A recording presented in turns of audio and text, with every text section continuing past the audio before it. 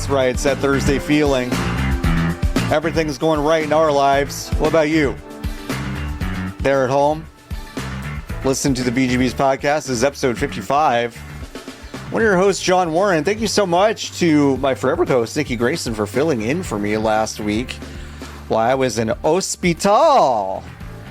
You're welcome. I'm glad you're out of hospital. Me too. I'm glad I'm out of hospital as well. It wasn't fun to be in it, and even though I liked my care team, I'm happy to not be with them anymore. Yeah, things are getting better, and Kate, well wishes are definitely appreciated. Haven't talked on the show since I had the surgery, but it went well. I have extra metal bone in my leg, which is very exciting. Love extra bone. And insurance is a mess. So great. Yeah. I feel like you should just be able to walk in. My idea is that you walk into the doctor and then they do the procedure that you need and then you walk out. Mm-hmm. And then, that's it. That's the end of the transaction. Kind of it. It's like somebody else's problem because you did the trauma of having your leg exploded. Yeah, it'd be fun if it was like that. Too bad it's not, but it would be fun if it was like that. Yeah. Ooh, we have a fun little light show going on in my room. Oh, that's good. That's awesome, dude. Now, what could that possibly be? I don't know. Now, that's an RGB bulb, no? Or is it just a regular bulb? It's just regular. It's a regular bulb. Yeah. Oh, so maybe it's just regular passing away. Maybe so. Although it's pretty fresh. But the thing is, it's flickering It's flickering. It's flickering in like a very Cyberpunk 2077 way of just kind of like. It's like very cinematic and kind of annoying in a way that's not. It doesn't. But it's the thing about. Here's the thing about LEDs though is that they don't behave. That when they go out, that's not how they work. That's not how they work. Regular light. That's not how they work. Let's see if it'll do it after. They just kind of turn off. So I guess it must not be getting all the power it needs, but it's a lamp. Not. It's a lamp that always has worked. That lamp has been in the corner of the screen for a very long time. Yeah, everything's working really well. Everything's exactly working. Right. Everything works. Like Todd Howard said, it just works. It just works. It just works. Yeah, no, I dodged a very important bullet where I had my very bad but expensive HMO that I was paying for from Obama's care. And then it's gonna keep doing it. So I'm just gonna turn it off. There we go. It's gonna be dark in the room. It's a dark one, folks. And that was on May 27th. On June 1st, I knew I was going to get new insurance through my new secret employer, and almost canceled it on the 27th. And then my accident was on the 30th. So yeah. What was actually cool about that is that having double insurance actually has helped me out a lot. No, but that's crazy. I was double insured. Crazy. I was double insured for a minute when we were at Fanbite. Yeah, you hired me when I was a child. Yes, you were on Cobra or whatever. Yeah, yeah. So that was huge for me. Being double insured is nice if you can get it. If you can get it, it's pretty nice. It's pretty because then it really is like. It does kind of work like that. Yeah. It really is like y'all figure it out. Like that ain't me. We went from when we were doing all the surgery intake stuff, and I was just giving them my original insurance, and as I hadn't even gotten a card for the new one, and I was like, whatever. And they were like, okay, well, when you get to the hospital, we expect you to pay $5,000 when you get here, and I'm like, haha. What? And then I was like, well, what about this? Wait a second. Yeah. What about this? And I just gave them the information of the second one, not knowing if it would work. And they were just like, oh yeah, by the way, you're good. You're Gucci. Great. I'm like, cool. That's great. Huge. So silver linings, one of the only silver linings That's what that I've seen. About. Silver Linings Playbook was about the joy of being double insured. Yes. That's why Yeah, name one of the actors in that movie. It's Jennifer Go ahead. Lawrence and man. Man. What is that guy's name? No, listen, we're gonna sit in it. No, I know. We're gonna sit. I mean, I'm good. I mean, I know it, so I'll wait. Let me know if you want a hint. It's not a Ryan. It's not a Ryan. I know no. that for sure. Bradley Cooper. That's it. Good job. You got it. You got there. You got there. You just start peeling off the whites. It's not. Yeah, and then it's that's like, how. okay, that's there what we I go. had to do, and I got to where I needed to be. It's not a Jason. It's not a Ryan. It's like, okay, it's a Bradley. Is that Oscars the Ellen selfie Oscars? I couldn't tell you. I really couldn't. We're gonna sit in this as well. Ellen selfie. Oh, I remember Oscars. I remember that Oscars. Oh man. That's 2014. We were living in dark times, huh? 2014. 2014. They've never ended. Oscars. Okay. And They've never ended. I'm looking at the 86th annual Oscar Awards, Academy Awards. No, it was a different one. Different one. Okay. Silver Linings Playbook was 2012. It was 2 years after. The selfie was 2 years after the That's fair. the thing. So That's fair.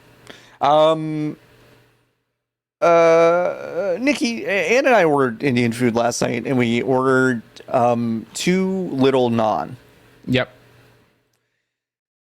It's like the saddest I've ever been to realize that we did that. Because what we did is that last time because we have not ordered food out since before the year. Because we have broken the DoorDash rule because of my foot. Because you have I feel like that's okay. Yeah. It's fine.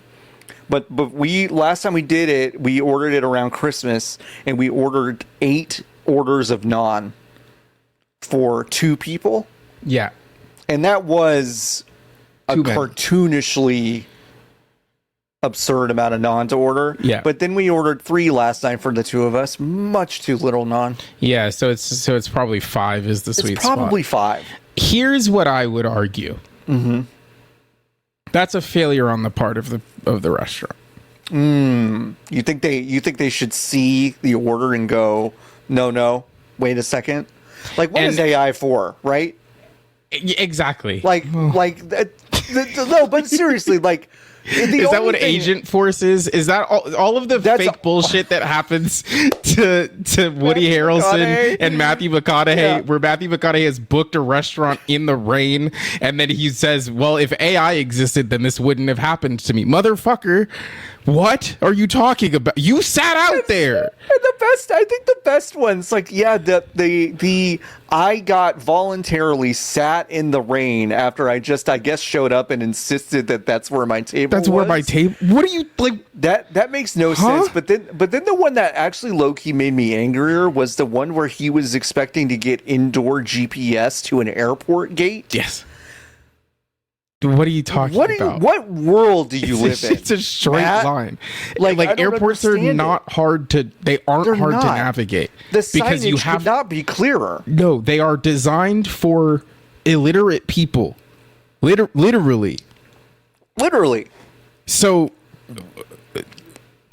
AI is not going to fix it, but DoorDash AI probably could have been like, hey, this guy needs more naan. I think it's on behalf of the restaurant, because I'm sure that they put the stuff in the bag and they're like, well, now hold on.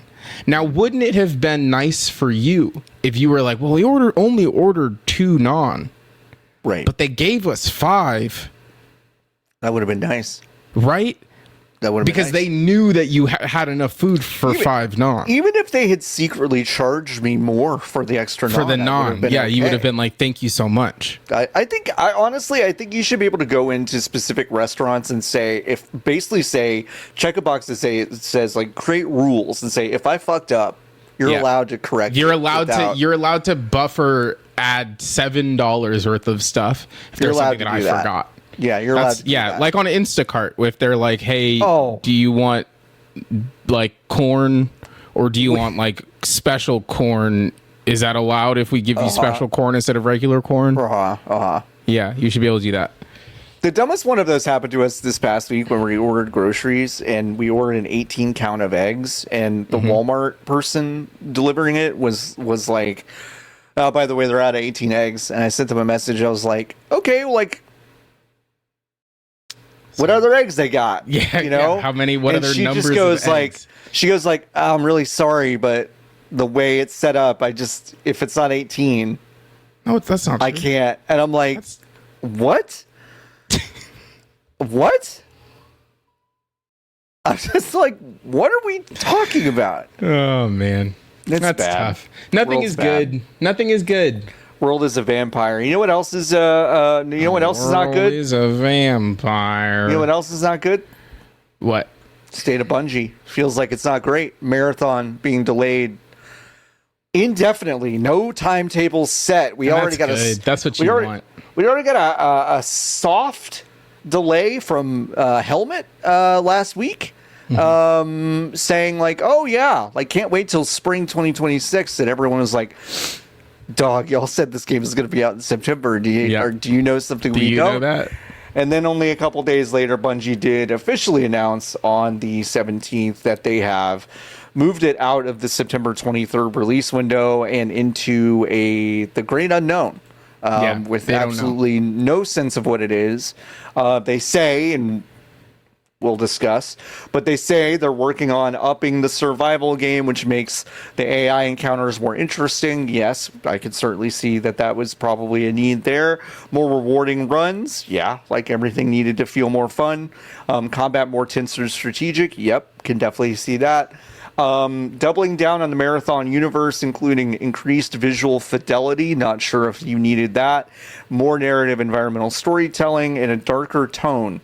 Listen, what does that mean? Y'all didn't need a darker tone. You just didn't need to steal the art that you used to make the game. Yeah, and that was kind of it.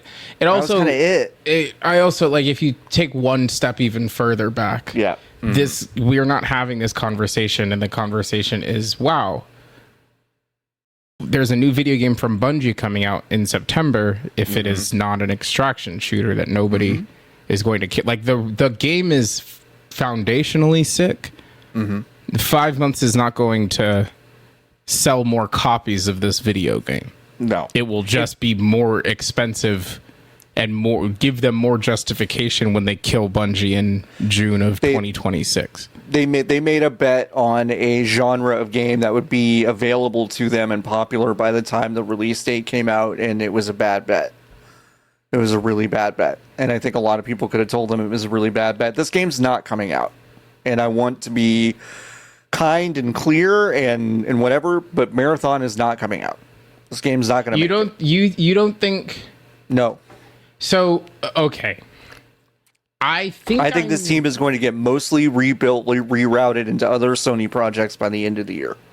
I think they have sunk cost fallacy about it, and they will put it out and turn it off again. I think they would rather cut their losses and move along than have Concord happen again. I feel like Concord was like Are you saying they can't have two of them in 2 years? I just think that was so profoundly embarrassing to do to that whole team, to say, okay, we know this is DOA, but put it out anyway, and let's see if there's a miracle, which was never going to happen. This miracle is also not coming. So do you think I just don't see the logic. I'm trying to figure out when they kill it then. I think they kill it before the end of the year. I think this is a really strategigic message that they put out to essentially say, hey, we listened to all the surveys we got. I'm sure they did. And essentially, yes. I think it's like, okay, here are the notes that we got from you, and we're going to work on it. But it's the most, like, when you really get down to it, all they said is, we read your feedback and we're not releasing the game anymore. That's what that update says. That's true. Like, when you really boil it down, and I don't revel in this because it is again a storied AAA game developer that is facing enormous problems, mostly because it is thrown in with a large backer in Sony, and now not only does it not have its independence, it's lost its identity. So it just feels super DOA.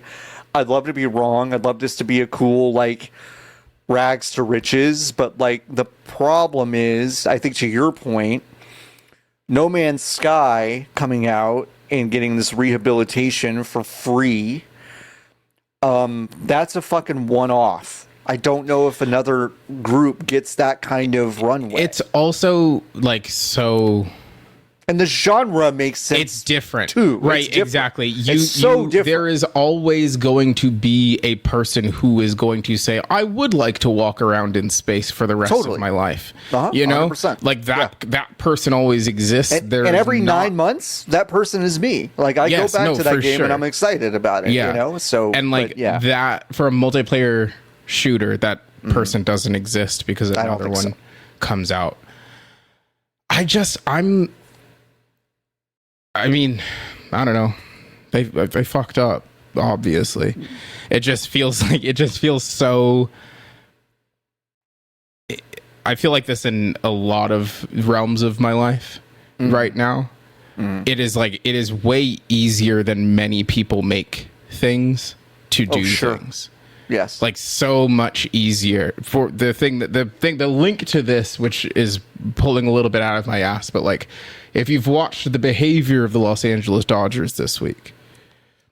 Yeah, let's talk about it. Which is like the Los Angeles Dodgers, a baseball team, are in the midst of kind of like, it's a very strange good this year.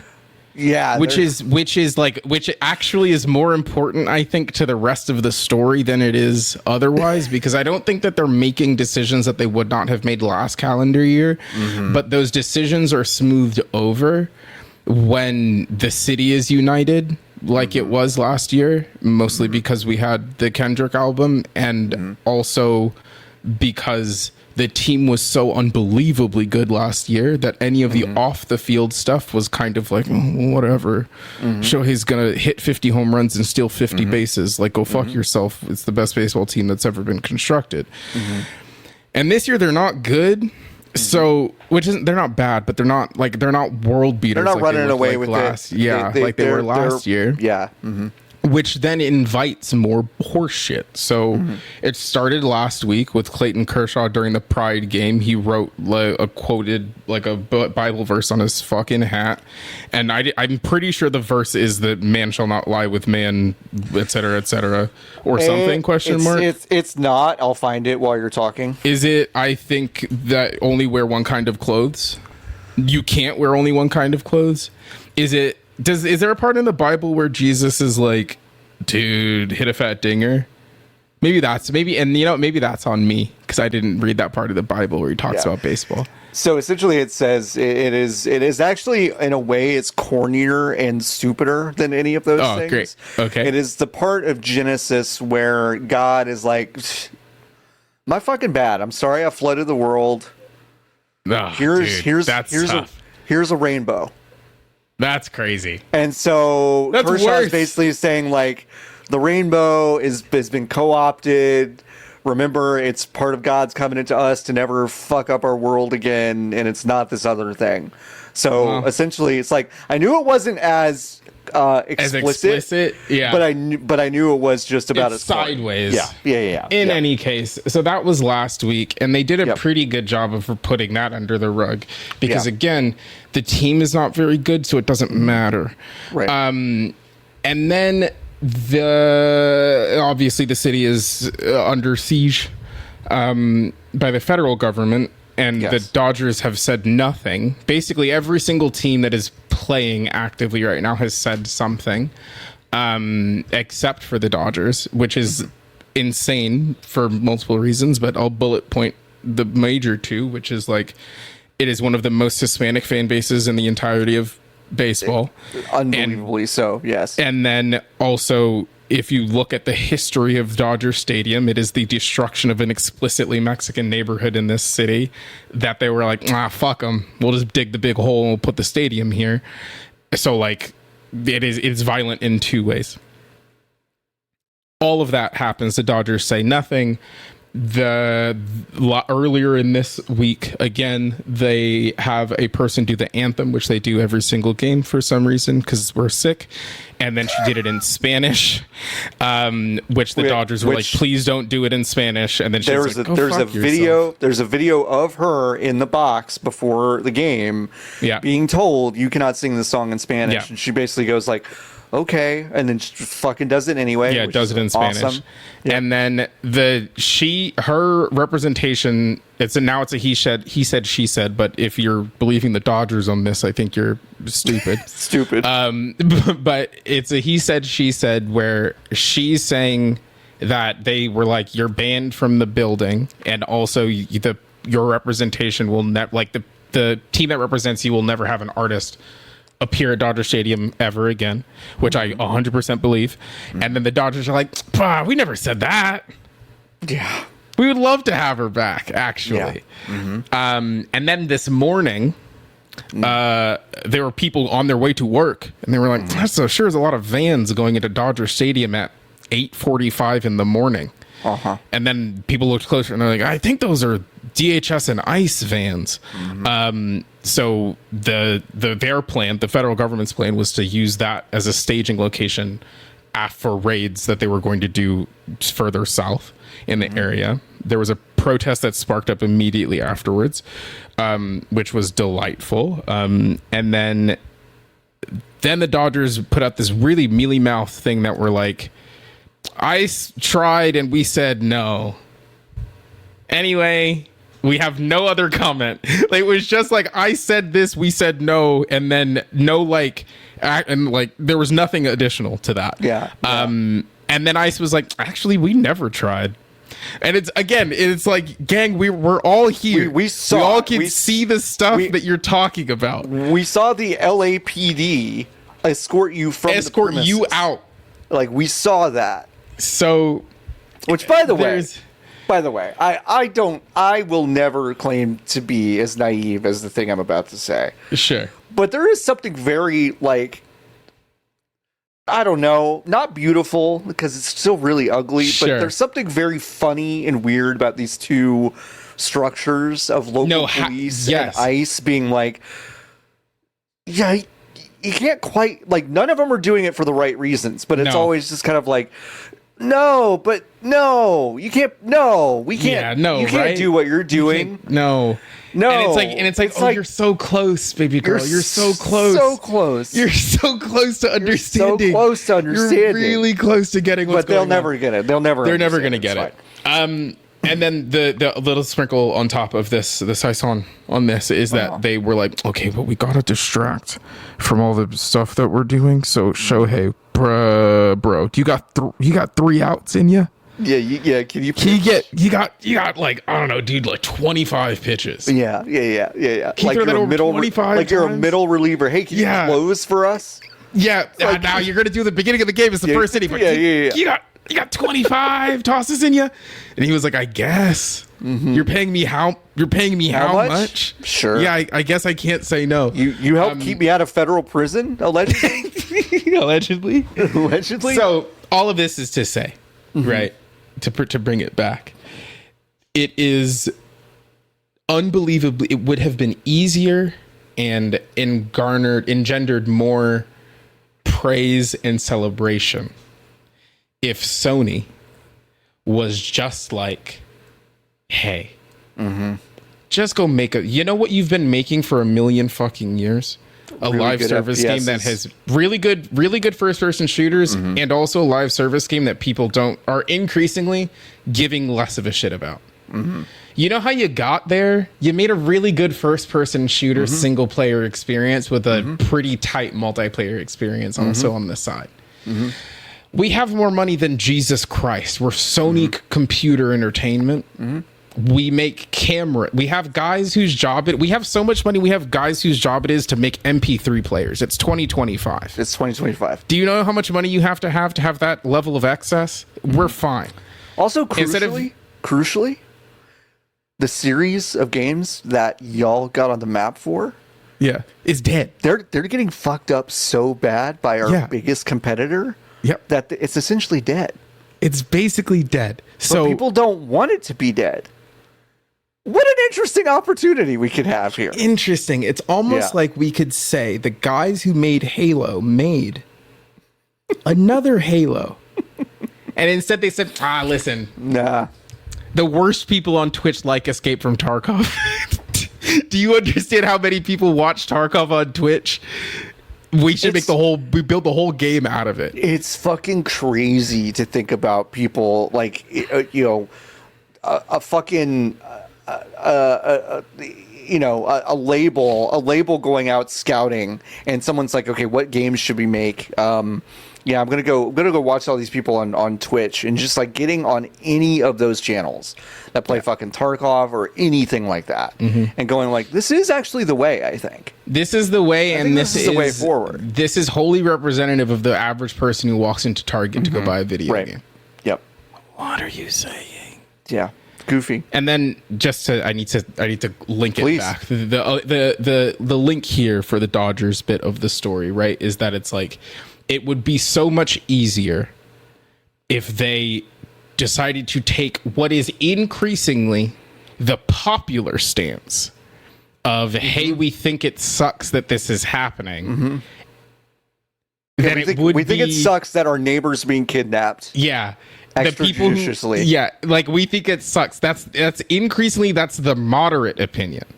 So to not be able to do that and to instead say nothing or say things sideways digs the hole deeper, when the only you're like, I'm standing on level ground, but I wonder what would happen if I just went and bought a shovel and started digging.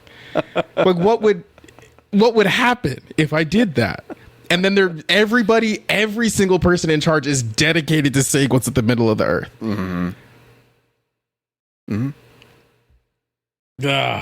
Dumb. Stupid. Dumb. It could be easier. I think you're right. I think it could all be easier. It's just, it really isn't that hard. And Microsoft is in the same boat, right? Yeah. They're like, we've partnered with AMD, and we're making more Xboxes. No, you're not. You're making personal computers. Just say you're making PCs. Just say the next Xbox is going to be a Windows PC. It's going to run Windows. It's going to run Windows, and that's it. There's going to be like 8 of them. You're going to make one, and Asus is also going to make one, and Lenovo is also going to make one, and there's going to be a bunch of them, and some of them are going to be handheld. Just say it. It doesn't you've already gotten to the point where nobody's buying your fucking boxes anyway. You sell more video games on the PlayStation than PlayStation does. I don't get it. It's exhausting. Everyone's trying to position themselves into some sort of moment where they will just kind of rule the roost, and that time is behind us. Like, it is. You're not living in that same era. You're in a very different era, and I think most of your consumers actually understand that much, much, much better than you do. But the group that kind of lives outside the coil of this thing is, of course, Nintendo. I've spent a couple weeks with my Switch 2. I know y'all talked about the Switch 2 last week a bit. This thing is selling more units than God, outpacing PS4, all this amazing stuff. Which is, wow, good for them. Not a huge surprise. I should ask, are you surprised that they are outpacing these consoles in this kind of way?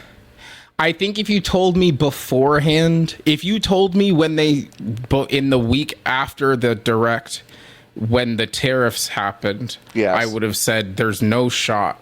But it was not because I didn't think that they would sell them. I didn't think that they could move that many units. Right. That was it. I didn't think that it was going to be a matter of supply, a matter of demand. I thought it was going to be a matter of supply. Yes. So I thought they just physically weren't going to be able to have enough units to sell. Sure. But they very clearly figured it out.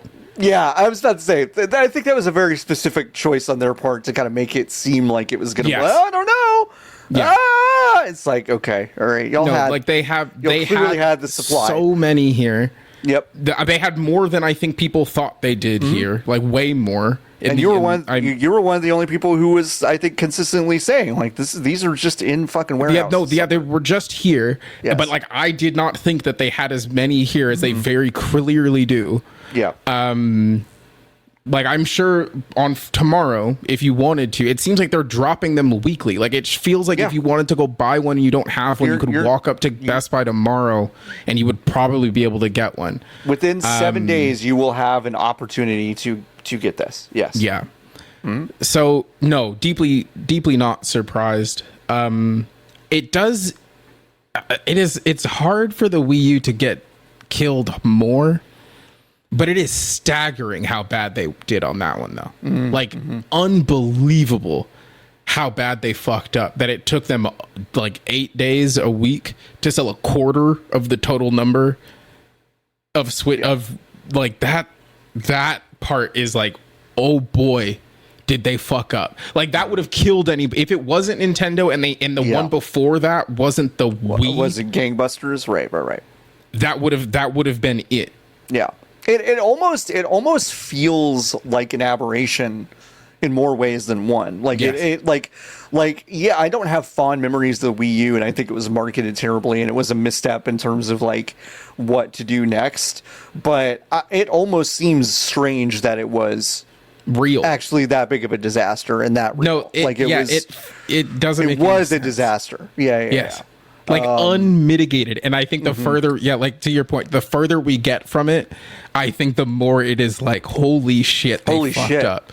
They fucked up so bad. Yeah. Very strange.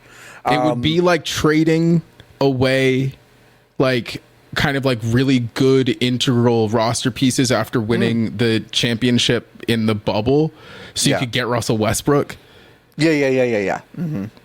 Like it would kind of be like that. It would be like that.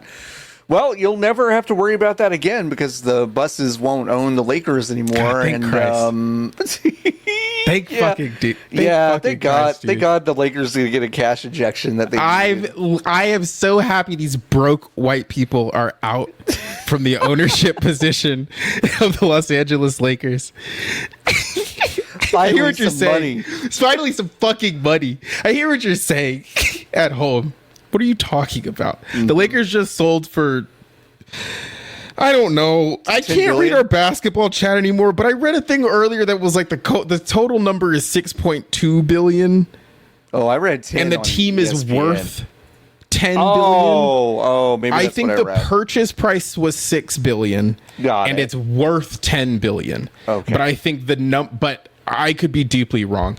But the Bus family, who is the family who bought the team and has owned it historically through the 70s and 80s up to today,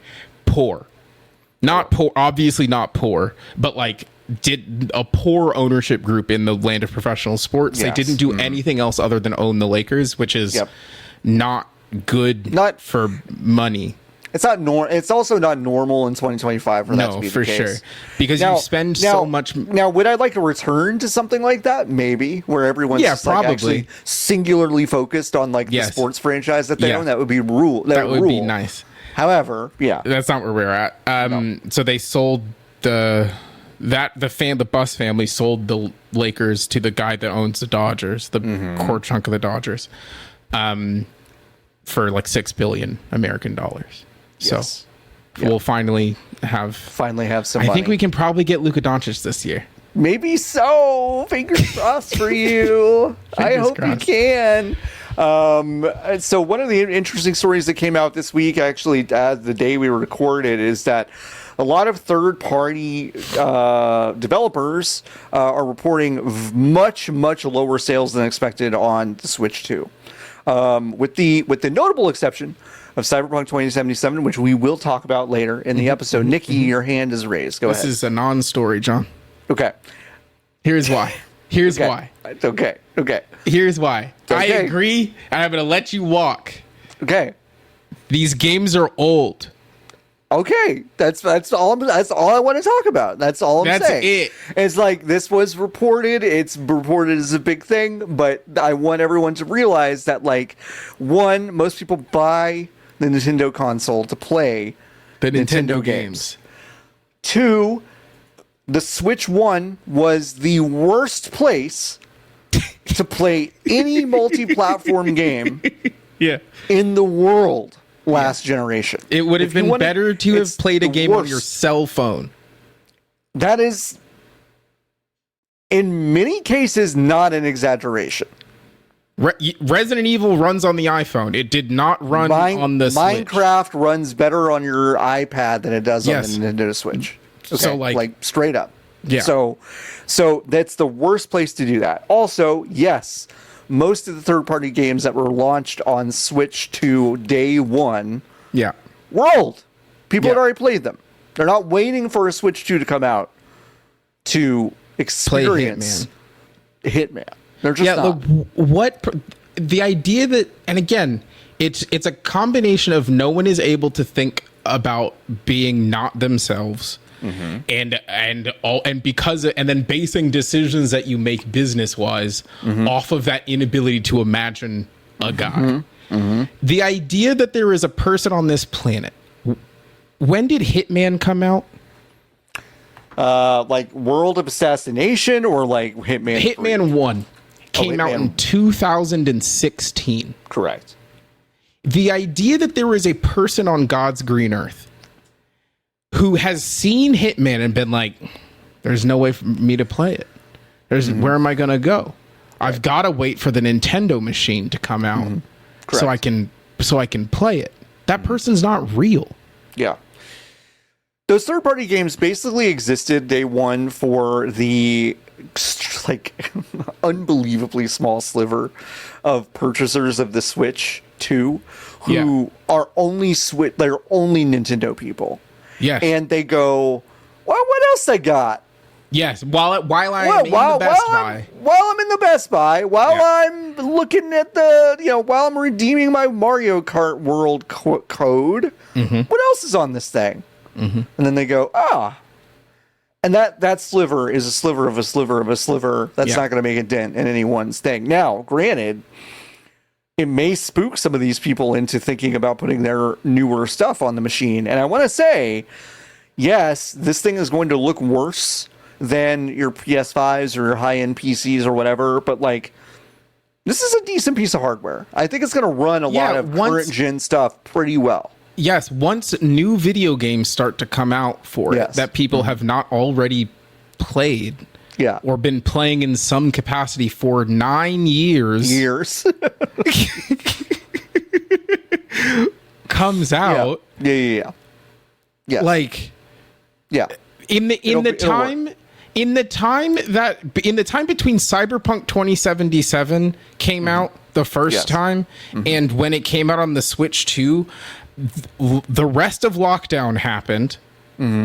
I moved to Providence, Rhode Island. I had 3 long-term committed relationships. And I moved back and then lived in 3 separate houses. Yeah. I want to also say your life is more in flux than the average person. No, everyone's is like that. That's everybody's. You just described what was 20 years for me, which is condensed into about 4.5 for you. I just want to illustrate that. It's like that for everybody. We're on very different, where things happen for me very slowly. Very quickly. It would be cool if maybe we could average each other out. It would be nice. But no, to your point though, it has been a while. I think it's I feel, I guess, for these studios and for these publishers who are like, oh shit, here comes the money. Yep. The thing about this work though is that now you did it already. Yeah. So you're gonna keep. There's a check that's gonna come every month from Hitman World of Assassination IO. I shouldn't have paid for Mind's Eye, but you'll get there eventually to break even on those dev costs, and it will not take very long. It'll happen in 2 years probably. Can you I can't now. It's so funny that you just brought up Mind's Eye, because I'm having trouble thinking of the biggest gap between the quality of a developer / publisher's game that gets them to the point where they're able to pay for someone else's game. Yeah. And their first choice to do it is just about the worst one I can imagine. Yeah, you can possibly like that imagine. Gulf, that really might be tough. unique for them. Yeah. I don't know if I can remember someone ever making like that kind of bad bet right away. Tough. Yeah, because it's really rare that a dev turns into publisher afterwards. And then when they do, you can usually kind of see their pedigree and their taste level and all this stuff in what they're publishing. Yeah. iOS says not us. Not us. Good for them. We'll publish some slop. That's not going to make our money back. Anyway, you talked a lot about Mario Kart last week. We don't have to relitigate any of that stuff, but I just want to parrot and say I also don't think that game is very good. It's quite frankly, another one of these, and even the stuff that I think is interesting that they put in it is pretty half-baked. We talked about how the music curation aspect is just not there, even though they have people presumably even in the same fucking building that they can go talk to about it, that they just didn't. This game is very odd. I don't know what kind of DLC structure they're going to have for it, but they're going to have to add some really interesting stuff for me to give a shit. I have tried to figure out more of the tech of it, and I'm not good at it. I'm not good at it either. Yeah. And I think it's a combination of the game doesn't feel good enough to do it, and also it's hard to do, but not in a way that is satisfying. I'll fuck around with the mechanics of a video game if I think it will be tangibly better. But there's so much other horse shit because it's Mario Kart that you're not actually incentivized to do all the flipping and the rail grinding and the wall riding and the charge jumping, because you get to the first place and then you get fucked by a blue shell anyway. So I know this is really well-trodden territory, but not necessarily by this podcast, but I genuinely have a hard time believing that the blue shell, I mean, this is such a fucking joke meme at this point, but really, genuinely, I cannot believe the blue shell mechanically as it exists has existed for this long. I really can't. It's one of those things that is so obviously not fun and not designed to do really what I think they think it does. That I'm genuinely shocked that Nintendo has kept doing it. Well, it just feels like a staple. It's so iconic. It's so weird, though. But it's they feel obligated. But that's why make it work differently. I don't know. No, for sure. But I think that's why there are 9 different ways that you can have it not hit you now. For a long time, there was one way, and it was it was a frame perfect input trick that you had to do to get it to not hit you. And now there are so many ways to have it not affect you, and it affects you less than it used to. It does. It still feels bad to your point, but I think that it is not as the knife that they're stabbing you with is maybe not as sharp as it used to be. As it used to be. Sure. Okay. I can see that. But what should have been the launch title for this game is Donkey Kong Bananza, which we did get a direct for this week, and boy, that game looks real good to me. I'm very excited to play it. I'm excited.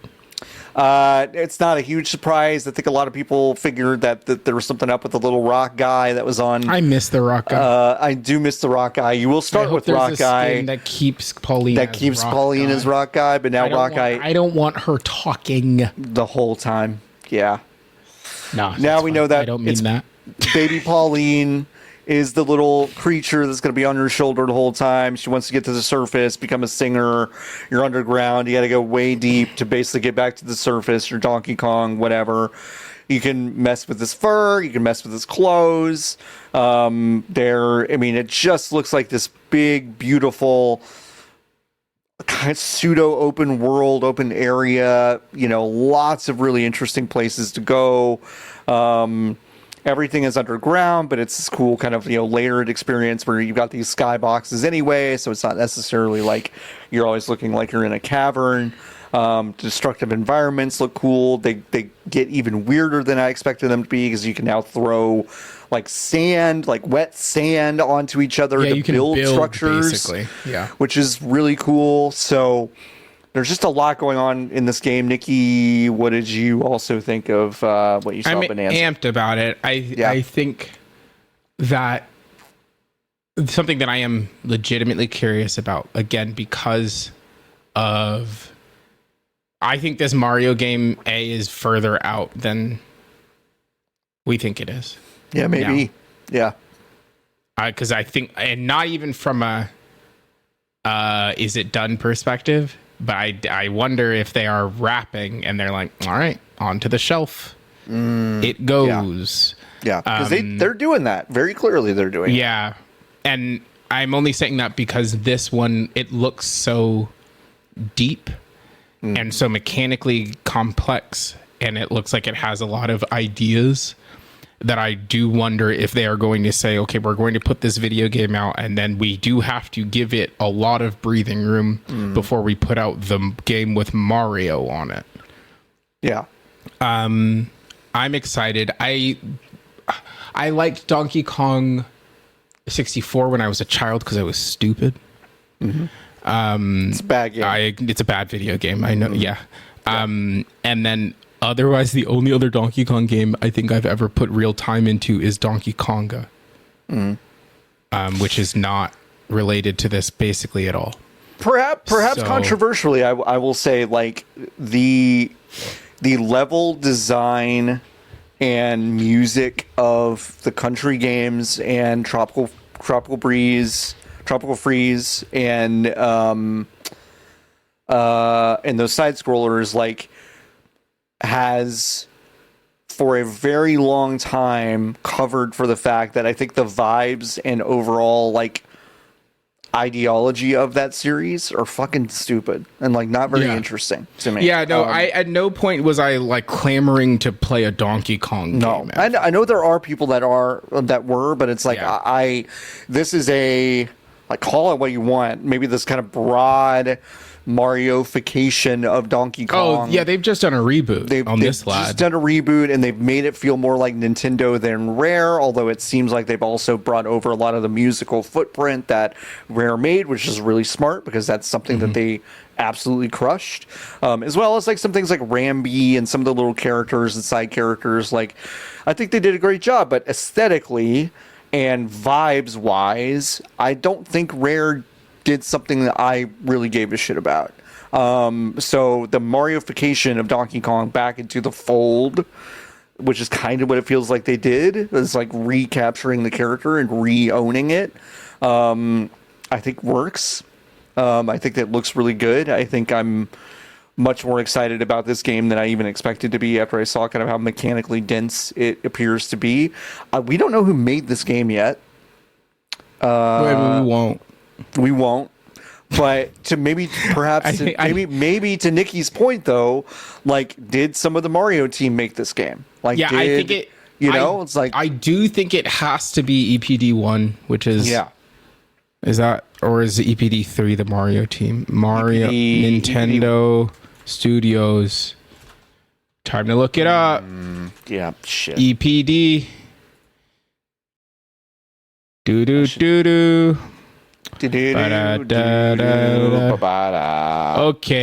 EPD. What? Yeah, no, this is one is not them.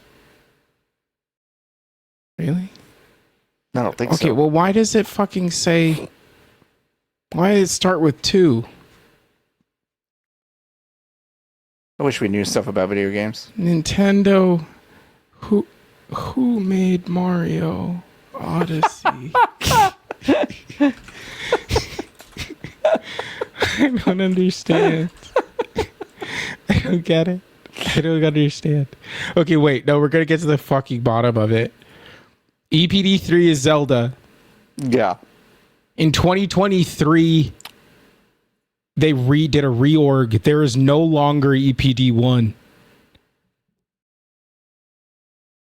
What? Who gives a shit? Whatever. It's the fucking Mario team. It has to be. They either spun up a different team or they just got the Mario team to come over. But I refuse to believe. It's just. No, go ahead. Say I just refuse to believe that you're not putting your A team on the first 3D platformer that you put out on the machine, which is why I think it's the Mario Production Group 8 is the EPD Tokyo, and that's who makes the Super Mario games, so it's the 3D 8 ones. So we think it's 8. Well, I think it's probably 8, and maybe in conjunction with maybe some of the Splatoon team. Like this feels, I don't know if they mix and match, but this feels like a mix and match to me, but it may not be. Yeah. Doesn't matter. This game looks great. This game looks very good. Yeah, it'll come out. I'm excited about it. I'm excited mostly, I think, about the music. I'm wondering how it is the pacing of the direct was the most Disney I think they've ever been. Yes. And I actually really don't mean that in either direction as like a positive or a negative, but the thing I walked away from it was, wow, this feels Disney. Right. Yep. Like totally. This feels like a Pixar, like peak Pixar, what they want their things to feel like. Yeah. So I think like your tolerance for that actually is not you specifically, John, but like the listener's tolerance for that is going to actually be important here, because I think it is going to be more of that than I think people are perhaps expecting. If you thought this Jump Up Superstar section was corny, I have bad news for you, I think is how I would frame it. Yeah. Yeah, it comes out next month. Like a month from yesterday, it's right? July 17th, I believe. Yeah. Oh, a month from 2 days ago. Okay, so yeah. So yeah, it's that'll be nice. Did you know that the amiibo costs $30? I did. Yeah. I didn't because it was Street Fighter and I don't care about Street Fighter. That didn't affect me. But then I was like, maybe I'll get one of these plastic fucks. I buy one every 8 years. Not at 30, dog. No way. Nah, not at $30. So I'll just steal the QR information or the RFID information like I did the last ones. So allegedly. Yep. Allegedly. So good job on that one. Good job, everyone. Goofy. $30 too much. Hey, let's talk about what we've been playing. Nikki, you've been playing Deltarune and FBC Firebreak. I want to hear about both of these. Okay. I'll talk about Firebreak first. Sure. I talked really, I think, highly of it last week on the program. That game is fine. I think it's one of those situations where they loaded us up with the good guns. Yes. In the demo. Yes. And then I had to do the mission, the Post-it notes mission yesterday with the bad guns. The bad guns, yeah. And it took Jesse, Michael, and I what felt like 30 years to shoot all these fucking Post-it notes. It was a slog. It was not. It did not feel good. It was not fun. But then we did a different mission, and then it was okay. It feels poorly paced. A lot of the tasks that they have you do, because you are running through the same level at least 3 times. Yeah. You do the level, you do the first mission, which is a truncated one, and then you do the second mission on the same level, which is the first part plus a second part, and then the third time you do it is the first part plus the second part plus a new part. So it's like you're running through these things. On Paper Chase, which is the Post-it note level, that was a slog because the core thing that you were doing was shooting these objects on the ground with guns that are not conducive for destroying multiple objects at the same time. Yeah. But then the third mission in the game is like you run around in these caves and you have to shoot these eggs to get orbs. You pick up the orb and the orb has radiation on it, and then you have to run to a cart. You put the orb in a cart And then the first part of the mission is just that. Then the second part of the mission is then the cart starts to move. You follow the cart. And the third part of the mission is the cart goes all the way through the mine and then you have to come back. Sure. That felt a little better because there were, of course, things to do. Yeah. I think it is kind of a UI UX nightmare. Like it is the menus in that game are really tough. And it's from like an illogical, and I think that might just be Remedy, because I would actually ascribe the same thing to they have some issues Alan with Wake that. 2 and Control as well. Where you're kind of like rifling through these menus and you're like, why is it like Why is this? it like this? For example, the menu where there's the perk tree, right? There's a screen of your perks. You cannot equip perks from the screen where all the perks are.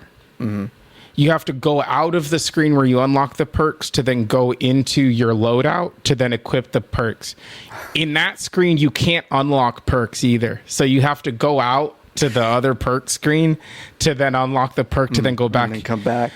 When you like, and that just doesn't really make It just feels like a thing that was brought up. It should have been brought up in the first meeting of like, yes, oh, why can't we just like that kind of sucks, you right? know, right? Yeah. The way that the unlock tree works, you have to unlock shit that you aren't gonna use before you can unlock stuff that you want to use because of the way that the pages are organized. So Okay. before you can for some reason it is a horde. If you don't know what this game is, it is a 3-person Left 4 Dead style horde based, objective based. You run around, you do a task, a bunch of guys show up, you shoot the guys, you do the objective, you go to a different room, a bunch of guys show up, you do the objective, blah blah blah blah blah, rinse and repeat. The first unlockable gun, John, on the first page is a single shot bolt action sniper rifle. Okay. What are you talking about? What do you mean? To unlock a better gun, a better assault rifle, you have to unlock all of the things on the first page, which include that sniper rifle you're never going to use. And then there's a revolver on the second page that you also have to unlock. God. And then you get to the third page where you can finally upgrade the SMG for the first time. Yeah. Yeah. And that stuff is obviously fixable, right? Like if I don't think this game has gotten the reception that they were kind of expecting. And this stuff is easy to fix. Like you literally just move around the upgrade path, like the unlock tree. Like you can do that without much effort, and then you whatever. Correct. I agree. But also crazy it shipped like that. Because that the idea that no one was like, does it make sense to have one of the first guns you unlock in this video game be a single shot bolt action sniper rifle? And nobody said, nah, probably not. Yeah. Is kind of nuts. We should play it this weekend, John. We should. It has I'll be around. It has crossplay. So we should hop in, because I do think like the control parts of it Are fun. The parts where you're like, damn, I can't wait for the video game Control 2. Like, yeah, Control was good. These spaces. This game is, I think, made in Unreal. I don't think it's in there in that same engine. I think but you're like, right. Yeah. The spaces feel really good. Like the oldest house is a great video game setting. So when you're running around in the spaces, it's like, fuck yeah, dude. Feels great. I do like Control. So I do think we should play it, but I don't know how long that. Again, they've released a long service game where on day 3, the question is how long's the tail on this one? And that's probably bad. Probably bad. But I don't know how much Remedy spent on this one anyway. Yeah. No. Not from a it may not be a lot. conspiratorial perspective, but like I think they got fat checks from Sony and Microsoft on this one because it's in Game Pass and PlayStation Plus. Yeah, they got. So I don't think they're in for it. We are aware based on the news that they were in a maybe cash poor situation and got some big checks for this thing. So yeah. You've also been playing Deltarune. Chapters 3 and 4 of Deltarune are now out. Does that mean that the package is complete, that this game is done? I didn't think so. So there still is more to play of this game. I think... Okay.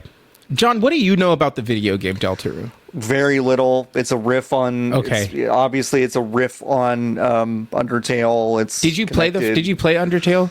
I played Undertale. Yeah. Okay. Did you like it? Yeah. Okay. Listen, that's as much as you have to say, because I think if anybody says anything more than I liked or did not like the video game, then I think you're inviting that's a pox upon your home. That's why I gave you that answer. Pox, I gotta put Poxel on here. Hey, you play Poxel? Yeah. Poxel. Okay. I liked Undertale. And then the people who also like Undertale are, in Diego's words, the most annoying people you know. They are. Yeah, 100%. That's not what he said about Undertale. He said that about a different video game. He said that you can about go read it about Mixtape. You can go read that article on VGBs.com. I really liked Undertale. Like, I really, really liked Undertale. Yeah. But everything around Undertale was off-putting to me. So I said, well, I guess I'm done.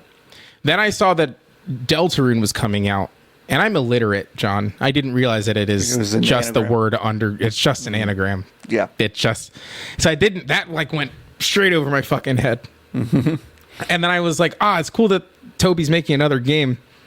Not for me though, ain't it?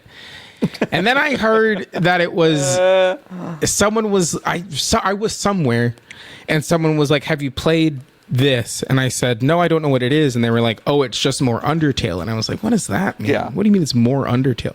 It's just more Undertale. It's a prequel to Undertale, but it is much more mechanically diverse than Undertale is. The end of Undertale, like, there are 3 other video games in there.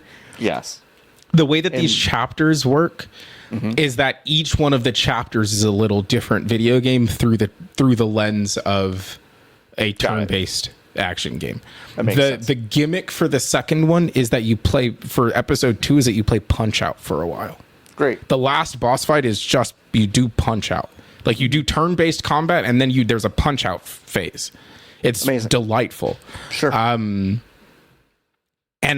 it is, again, it's just more Undertale. So if you liked that one, you're gonna like Deltarune. And there are, I think, 7 episodes. And again, now we're in the spot where I'm like, okay, I've liked the game. I can't do any research about it. I can't look at it anymore. I made the mistake of typing in, because there's a song in episode 3 that has been stuck in my head. So I made the mistake of putting it into YouTube and to look for it. And now every third recommended video, it has been a day. Every third recommended video is just the most unbelievably talented, the most insane fan art, 3D, 2D animations of, and I'm like, I do not care. Yeah. Which is, and look, I can't say anything else about this. That's the Homestuck of it all. Like, this was exactly. This is the exact fandom that latched onto Homestuck. Yeah. Toby Fox did a ton of music for them, so he's been kind of like, along on this ride the whole time, and those fans have been doing that kind of shit forever, which is bonkers. Great for but them. also, I can't dip my toe into that hot tub. I can't. I just can't. I simply even cannot. Do it. I see it and I go, that looks like a nice hot tub for all of you. For you. That looks like a great hot tub for all of you. And you know what I do? I do appreciate hot tubs. I love hot tubs. I love a hot tub. But that's a great hot tub for you. And I'll appreciate it, but I'm not getting in. And that's basically how I feel about this. And you will literally never hear me talk about this video game until I put it in my end of the year list. That's it. That's my promise to you at home. Is that I'm not going to talk anymore about this game other than I like it and the music is good. And it has made me laugh quite a bit. Yeah, not surprising. Great. Yep. You ever heard of Poxel? No. John, open Discord. Okay. Okay. Oh! You told me about this. Yes. You're in Discord, right? Yeah, I'm in So Discord. Poxel is one of the games, is one of the Discord activities. Oh, it's one of the Discord activities. That you can play. And it's just a first person shooter. Yeah. Mm-hmm. And it looks, almost all of the maps are Minecraft, which doesn't really make any sense. Because they're made out of voxels. Yeah, Poxel. It isn't good, but I did stay up way too late earlier this week playing it. Amazing. And I had a blast. Great. It's unbelievably poorly balanced because it's made by people who've never made a video game before.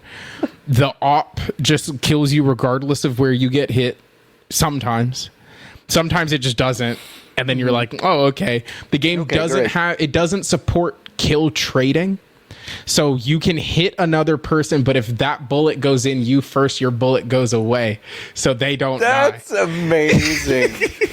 God, it is. That's a feature that would be in like a modern FPS. It's like, guess what? You get there first, you're good because the bullet that was going to hit you disappears. Yeah, disappears. That's so funny. The public lobbies are rife with modders. Jesse and I joined a lobby earlier this week where a child was running around flying in the sky just dropping explosives. You couldn't run 2 feet without being killed by an explosion. So we were playing in private lobbies. Video games are back. Yeah, they're back. And Poxel is at the forefront of the return. Poxel, maybe, you know what, Bungie? Maybe think about make a Poxel. Just make Poxel. And like, I'm so desperate to know how much money, because there's obviously a battle pass, there's microtransactions up the ass.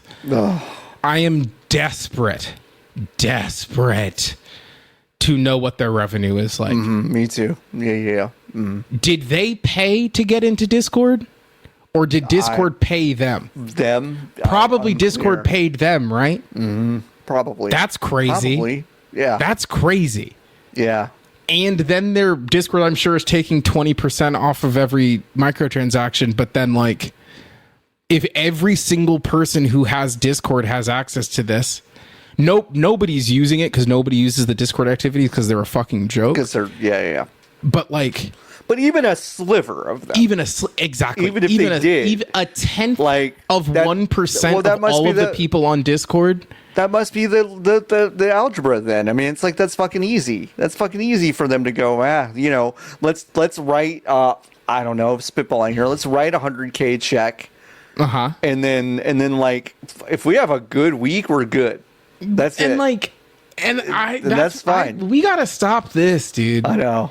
Because the bar is so fucking low for what a video game is anymore at this point. I know. And John, I do think we could probably, out of the Discord Corporation, we could get for a good idea. Yeah. $250,000 at least. Yeah, I know. I can't take it back. No, you can't. You've been playing Cyberpunk 2? I have. I've been playing Cyberpunk 2077 on the Nintendo Switch 2, which I'm not even devastated to announce. Pretty good way to play this video game. I bet. It feels good, looks good. I have not had to tinker with any of the settings in order to make it kind of run well like I did for the Steam Deck. I think on Steam Deck there's a lot more anti-aliasing and some weird visual glitches that I'm not really getting on the default version of the Switch 2 version. This is a very optimized port. And there are some cool accessibility features that they really were thinking about the Nintendo Switch hardware in order to make it a better handheld experience if you're playing it in that mode. So if you, for whatever reason, again, never played Cyberpunk 2077 and you're just a Nintendo person, I think this is maybe the best game you can get right now on Switch 2. That is a Switch 2 game. Yes. Obviously, if you've never played fucking Zelda or whatever, and this is your first Nintendo console, like, go get those versions of the games, because, like, Tears of the Kingdom and Breath of the Wild running in 60 FPS, 4K, like, is absurd. Like, it's totally insane. I will say, and I think this is because I'm off of the computer much more. Yeah. Especially in the last 2 months. Yeah. And especially in the last week and a half since the Switch came out. Yeah. But I have not. I was really expecting a shit ton of clips from Zelda. Yeah. On my timeline. This is plural. And I'm not seeing them. I don't really understand what's going on, because I really was like, oh, we're about to be in a situation where people are going to be like, I don't know, man, I'm just going to put Zelda on my fucking Game of the Year list again, because this game's good. I think you're right that it is weird, but I also think we are having this conversation literally the day that I'm seeing that dam start to break.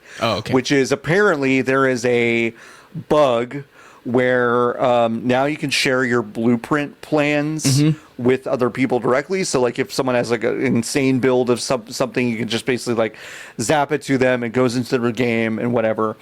But apparently there's a bug where you can just do that for like objects you grab in the world. So people have been grabbing 6 dogs at once and just being able to conjure 6 dogs and drop them into the world wherever they are. And so like we're seeing those clips today as we're recording this. And it's very funny. Great. I don't know how fast it's going to take for them to fix it, because I have to imagine that's going to really break some games if that is allowed to continue. So my guess is it gets patched out. But for now, you can do that. So we're starting to see that. To your point, I am a little bit surprised, but I think as people understand the value and power of the shared blueprint stuff, that'll start to increase. I am a little surprised that we haven't seen more already, but like, I don't know, like maybe the zeitgeist of people who mod it and do crazy shit with it on PC is like larger than we expected, of people who like watch those videos or whatever. And it's like, maybe we haven't seen this before. I think from a gameplay perspective, it feels kind of revelatory. Like, oh wow, this game actually feels, as next gen and interesting as like it wanted to at the time. Yeah, at the time. And it's also, I'm sure it's like, so many of the people who bought this thing are regular. Yeah, right. Exactly. Yeah. Is the other part of it. Yeah. Because I would say, statistically speaking, the number of people who I know in industry who did not get this weird iPad is higher than I was expecting it to be. Which isn't to say that there are none. But I was kind of expecting a higher attach rate than I think what we've got. There has been, at least in industry, which is fair. There's nothing fucking on it. Yeah, totally. There's nothing on it, and you can go buy one. Yeah. So yeah. So it's interesting, but I do think Cyberpunk, if you have not taken the time to play this, or maybe you bounced off it way at the beginning, where are this game? This game is better than I'm. I'm past like some of the early Johnny Silverhand stuff, so like I'm not that far. Pre or post? So you have you gotten to Pan Am? Yes or no? Not yet. I'm about. You're about to. Okay. Yeah. Is Phantom Liberty in this package? Yes. Okay. So it is all inclusive of everything that Cyberpunk has done with Phantom Liberty and all that stuff, and it is $70, and it is. It's got like Switch 2 specific kind of gyro controls and some other cool stuff that you can do, including some mouse controls.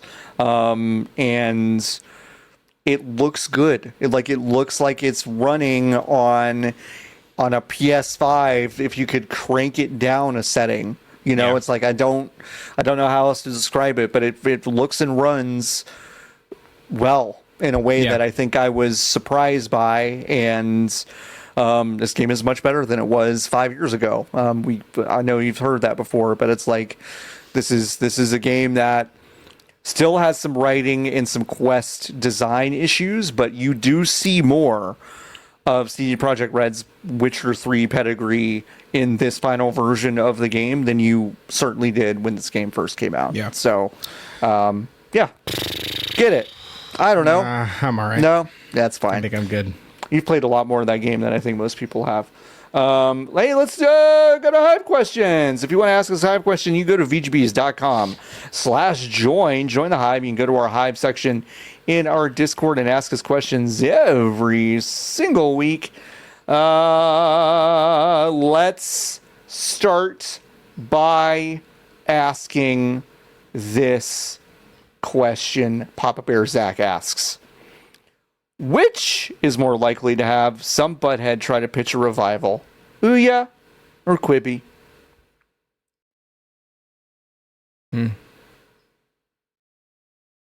I think the Ouya. Okay, so you think there's a better chance that someone will say we should put an Android in a little box and hook it up to your TV? Yeah. And his name is Tommy Tallarico, and he's doing it now. Yes. That's about right. Okay, I think that's right. Yeah. I think that's correct. Okay.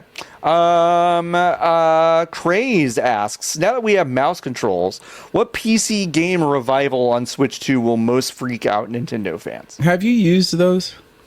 No, I haven't. Me either. I haven't. When's I'm gonna that wheelchair basketball Myst. game coming out? I'm gonna say Myst. I thought Nikki, I dead ass thought that was a launch title. I also thought it was not. a launch title. But that feels like a fundamental misstep, no? Yeah, it's missed. I think like the second we start to get like honestly, like whoever owns the Humongous Entertainment suite, like why you weren't day and date is on you. Like, and honestly, the window's closing, I guess, but it's like there are people for whom they walk into the Best Buy and they see the new thing and then they grab 3 other things for their stupid kid.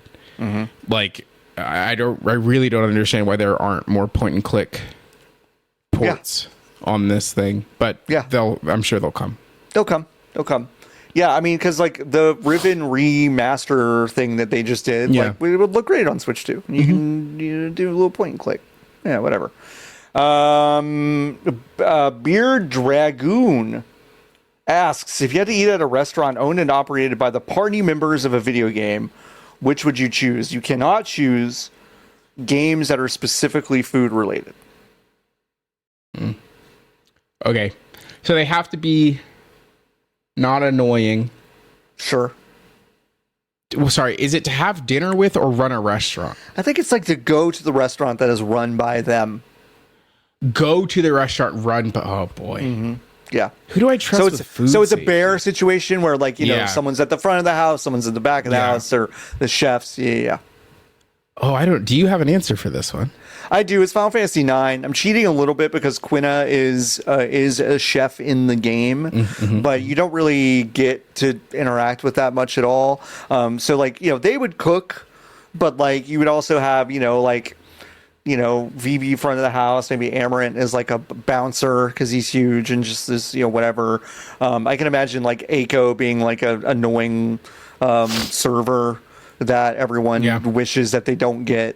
So I like the idea of Final Fantasy IX. I like those people going to that restaurant. I bet it'd be good, and also like it'd be cute enough that I'd want to stick around.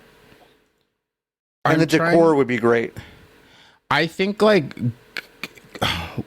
I would love to see the Persona children try to run a restaurant. Like try to do the bear, like not like just a cafe where it's like put the coffee in the cup, right? Like actually try to go back there and do cooking. It would be bad, and I'd get sick. Yeah, but I think it would be fun in there. It'd probably be fun in there. I can see that. I can totally see that. Bitmap Books is publishing 50. This is Chihuahua Pugs. Thanks, Chihuahua Pugs. Bitmap Books is publishing 50 indie games that change the world. If you could write an entry for the book, which indie game would you pick?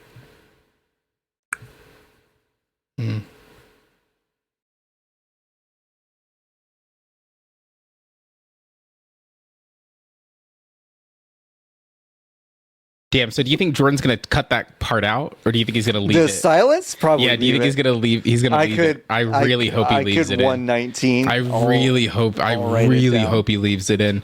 I'll write it down. I doubt he's going to do anything. There are 2 goofy answers, and that came to my head, which means I think I should do it. It's Destiny or Fortnite. Okay. Very funny answers. Yeah. Destiny, I actually think is probably a good answer. because it is representative of like three things. It's representative of the birth of the idea of like of live service for console. It is representative of the death of the word indie, because they were an independent studio but being bankrolled by a AAA game publisher. Correct. But still had the air of Activision's not making this video game, you know? Yep.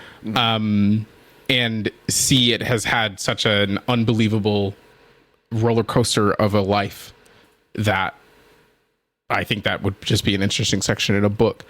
Yeah. Especially when put in relief to actual independent video games. Okay. So I actually think my answer is Destiny. I think that's a good answer. I think I'd probably say like Cave Story. That's like an easy one, but it's like that was really the first indie game that I think a lot of people had a ton of early exposure to in a weird window in the 2000s, 2010s, where you know, it's like, oh, like what? Like some random you know, some like random dude or whatever the fuck like made this game and we could just play it. And first came out in 2004 or 5, I want to say 4. And yeah, I think that was, I think, a lot of people's first exposure to this idea that you could just be a dude or a small group and just do something and be fairly swashbuckling about it, and also come up with something that feels and looks really inventive and great. So I'd probably pick Cave Story. Biased because I also really liked that game when I played it for the first time. So that would be my answer. We've got John. Why did not make Johann Sebastian Joust? Ooh, but for phone. But for phone, I don't know. I don't know. Huh? That seems so easy, huh? Just hold phone instead. Let's hold phone. Or on Switch. What the fuck? Like, I know. This is what I'm. What are we doing? What I'm saying. I know. Like, I know. It's too easy. I shouldn't be having like an all-time bad week at 6:03 p.m. I'm having video game ideas that would sell like I know 65,000 copies. I know. We got one more question. This is from Bone Chug Actual. We have some leftovers I may grab in a bonus this weekend, but how can we reconcile Xbox's strategy of everything is an Xbox with them also investing however heavily into a new console? Is it as simple as they are Microsoft and can withstand losses if one eats the other? Oh, I think it's just when you define your thing as nothing, then anything can be the thing. Yeah, I think your mistake, Bone Chug Actual, it's not a mistake. You fool. It's not a mistake. I don't actually mean that. But I think your mistake is using the word reconcile, because I don't think they do reconcile it. I think they just like, I think we get quote unquote paid to sit here and kind of 4D.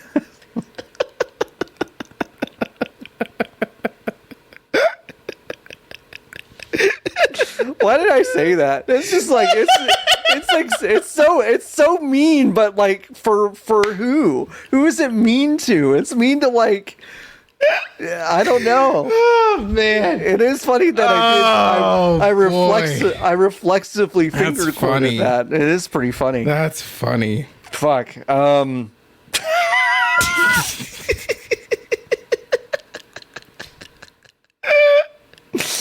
Listen, we sit here for fun and we could basically say we could be rich whenever we want, you know. We could be that's the point of this story. but to that point, Bone Chug Actual, I think like we could 4D chess it, and I think at times I have in the past been like, well, where are they going? Like Phil's got some like pretty heady ideas about blah blah, and now I'm just like, they don't have a plan really. They're just gonna keep throwing money at shit and going, did that do it? Are we the winners now? Like, I don't think they really have any sort of it's plan. The equivalent of going to the horse track and putting 20 on everybody. Right. Yeah. Is what Microsoft That's what they're doing. Is doing. Yeah. So like, 100%. yes, some of it will win. Some of it will work. Because by nature, if you're doing all of it, which is the point that I was making earlier, like, oh, yeah, you can go. She's like completely learned how to open this door. Oh, but every time she does it, she looks at me and is like, "Is it okay?" And I'm like, "Yeah, you can go." But like that time, I think I called her out too on soon. Point with it, and now she's got like, sad no, and left. Forget it. No, really that's funny. why it's like, yeah, if one of their 9 strategies was we'll buy every studio on the planet, Right. 10 years ago, and now the video games are coming out. So yes, they are winning. They are selling more video games on the PlayStation than PlayStation is selling. Yep. Okay, but then also the other part of their business, which is sell box to play video game box. on, no, that part's dying, That part's if dying. not dead, right? So then they have to redefine what the box is. So it's just a constant, like, it's a constant cycle of if we change what the words are, then we can't lose.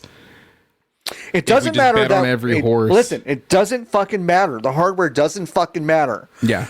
However, here's a piece of hardware that we're coming out with. Yes, it absolutely. But Like, and every 10 minutes they do this essentially.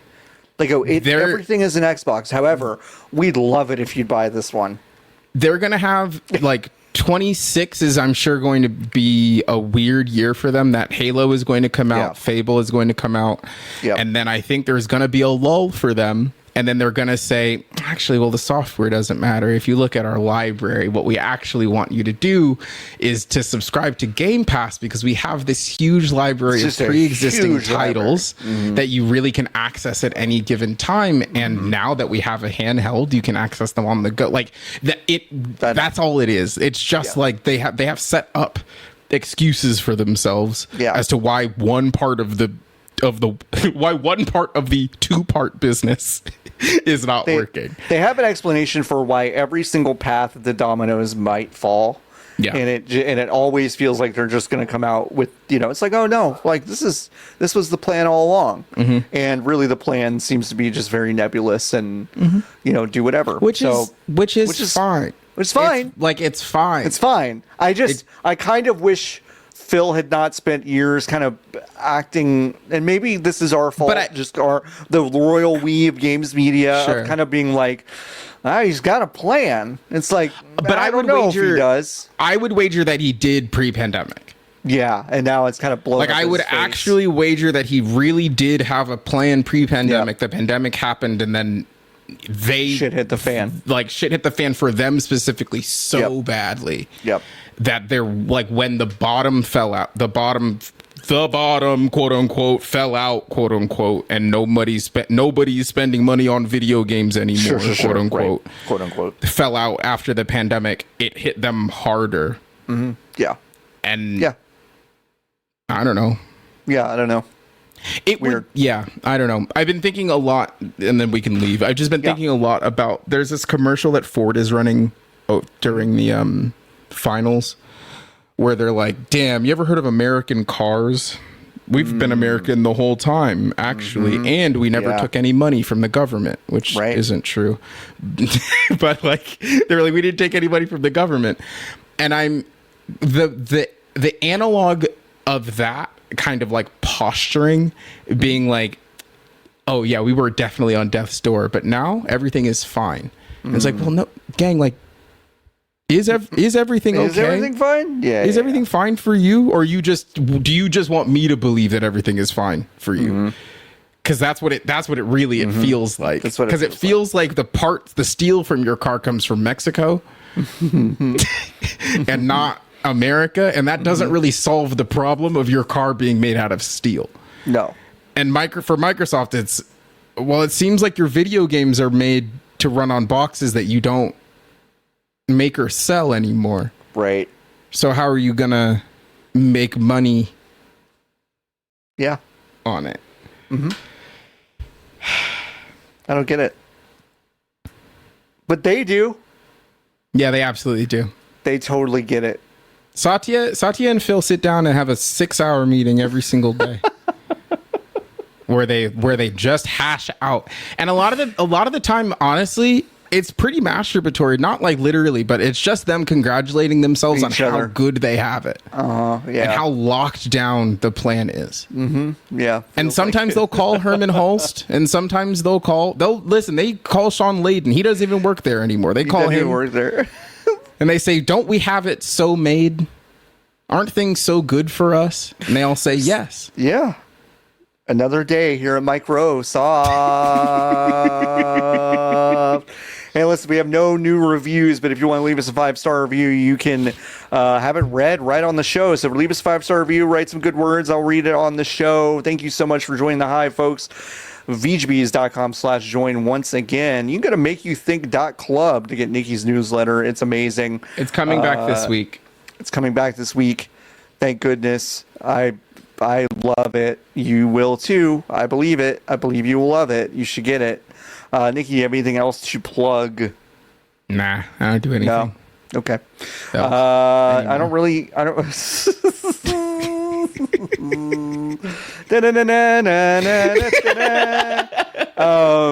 Listen, if you are excited about All in Texas, that is an event that Nikki and I are going to next month here in the great state of Texas. Be thinking about what you want to see from us that week in terms of wrestling content. We're going to be doing some fun stuff. I think we're mostly just going to be going and seeing the show and eating good barbecue, but we might do something. Nice. Who knows? But yeah, be thinking about that. If you got wrestling questions, AEW's been on a fucking heater. Like for the past that show yesterday was 3 months. Fun. It was so good. If you didn't see the Mexico 2.5 hour special on Dynamite, it was so good. The crowd was so amazing. Really great matches. I learned a lot about CMLL yesterday. Yeah, about CMLL. I didn't realize that building was just there.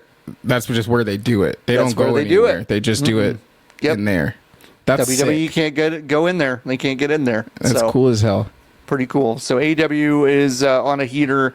We'll be covering that and going to that and having a good time out in the July heat. Hopefully they close the fucking roof. I don't know what they're going to do. They got to close the roof. They're not going to sit there in 100-degree heat. There's no way. They can't. But yeah, that'll be fun. All right. We will be back next week with a brand new episode of the VGB's podcast. I want to thank everyone for listening this week and every week. Oh, I went to that too quickly, but folks, keep on buzzing. Bye.